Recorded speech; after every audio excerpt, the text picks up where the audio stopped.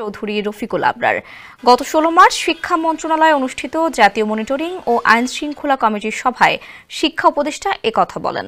নানামুখী challenge সামনে রেখে আসন্ন এসএসসি পরীক্ষা সুষ্ঠুভাবে সম্পন্নে নানা পদক্ষেপ নিয়েছে সরকার, শিক্ষা বোর্ড সহ সংশ্লিষ্টরা। তারই অংশ হিসেবে একগুচ্ছ নির্দেশনা দিয়ে একটি পরিপত্র জারি করেছে শিক্ষা মন্ত্রণালয়।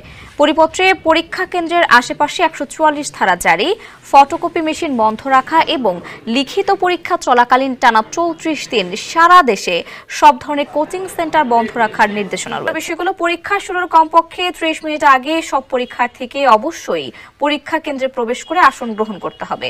কেন্দ্র সচিব ছাড়া পরীক্ষা কেন্দ্রে অন্য কেউ মুঠোফোন ও মুঠোফোনের সুবিধাযুক্ত ঘড়ি, কলম বা অননুমোদিত ইলেকট্রনিক ডিভাইস ব্যবহার করতে পারবেন না। কেন্দ্রের কেন্দ্র সচিব ছবি তোলা ও ইন্টারনেট ব্যবহারের সুবিধাবিহীন একটি সাধারণ ফোন ব্যবহার করতে পারবেন। অননুমোদিত ফোন বা ইলেকট্রনিক ডিভাইস ব্যবহারকারীদের বিরুদ্ধে বিধি অনুযায়ী ব্যবস্থা গ্রহণ